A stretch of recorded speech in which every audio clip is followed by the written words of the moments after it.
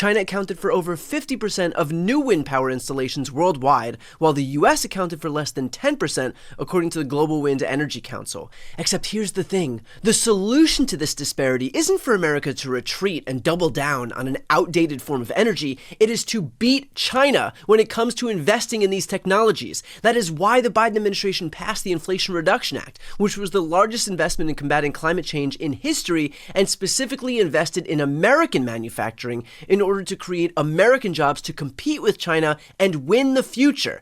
And it's why even red states like Texas and Iowa and Oklahoma are investing in wind energy at record numbers. In 2023, wind power accounted for 28.6% of Texas's electricity generation capacity, second only to natural gas. So Trump wants to ban what accounts for nearly 30% of Texas's electricity generation? Let me ask you, how do you think that's going to impact Texans' energy prices? Take all the time you need with that one. And remember, Trump is the guy who said this about energy costs. Here's a big promise to Pennsylvania and to the whole country, by the way, because your prices are really high. I mean, for people with all of that power, all of that liquid gold under your feet, you're getting screwed. You're paying high. You're paying one of the highest energy rates, including cars, air conditioners, heating. You're paying one of the highest in the whole country. Perhaps your governor's not doing a very good job. I don't know what the hell's going on. But when you have that kind of energy, you shouldn't be paying the price, but you're one of the highest. But here's a promise I'm making to you. I will cut your energy and electricity prices in half, 50%, 50, within 12 months of taking the oath of office. Within 12 months of taking the oath of office, I will cut your energy prices by 50%, and it's not going to be hard, and I will terminate the natural gas export ban. Can you imagine we have a ban? We have countries that want to pay us. You know, we were energy independent 4 years ago. Now we're not. But more importantly, we were going to be energy dominant. I would have been producing today 3 to 4 times what I was doing 4 years ago. I will repeal the insane electric vehicle mandate, and we will drill, baby, drill. Those 2 things, hurry, hurry. Drill, baby, drill. So he's promising to cut energy costs in half in his first year in office, while simultaneously calling to ban one of the most cost-effective energy sources that accounts for a massive portion of Americans' energy consumption? Please, someone, make it make sense. Now you have to ask yourself, why is Trump saying this? Perhaps it could be that he's funded by the very fossil fuel oligarchs who would benefit from banning the types of energy sources that threaten their profits. And that is entirely the point. Trump isn't interested in actually cutting energy prices. That's just some talking point that he used on the campaign trail in order to scam people into voting for him. Kind of like how he promised no tax on tips. Does anyone actually think that that's going to become a federal law? Or what about promising free IVF for all Americans who want it? If you want to know what Trump is actually interested in delivering and who he's interested in delivering it for, look no further than who he was surrounded by at his inauguration. It wasn't those working class Americans who he lied to on the campaign trail.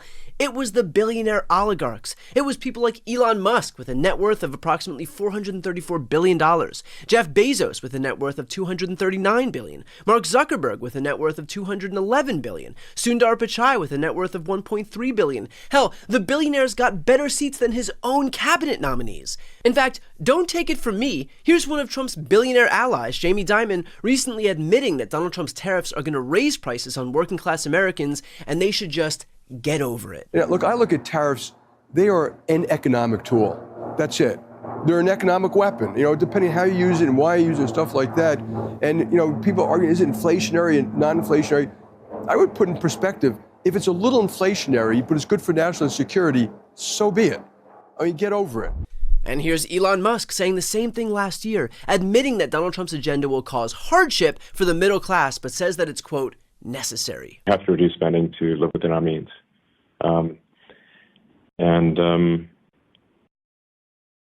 That necessarily involves some temporary hardship, but it will ensure long-term prosperity. So just remember, when Trump talks about banning windmills, it's not just the aimless rantings and ramblings of a confused old man. It is actually a means of him serving the only people he cares about, rich assholes like himself. Oh, and remember his promise to end inflation on day one?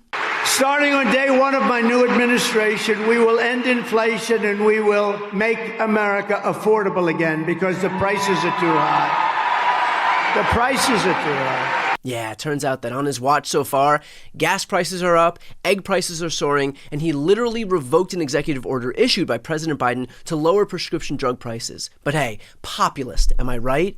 Here's the thing, Donald Trump does not care about the over 131,000 working class Americans, and growing, who are employed in the wind energy sector. He doesn't care about the manufacturing jobs that this investment would create. He doesn't care about Americans whose energy costs will benefit from diversified energy sources. And he doesn't care about taking on China. Hell, he literally invited Xi Jinping to his inauguration. What he cares about is giving tax cuts and higher profit margins to the ultra-rich oligarchs who are running his administration. So if you're a working class American, just remember that Donald Trump does not care about delivering a single thing for you besides stoking your grievance and distracting you from the fact that he is robbing you blind. Before you go, just a quick note, if you'd like to see more of my content, which is always free of advertising, sponsorships, and paywalls, please make sure to subscribe to this channel using the subscribe button right here on the screen. And if you'd like to support my work even further, you can grab a copy of my instant #1 New York Times selling book, Shameless, available for sale right now. That link is also on the screen. Thanks so much for watching.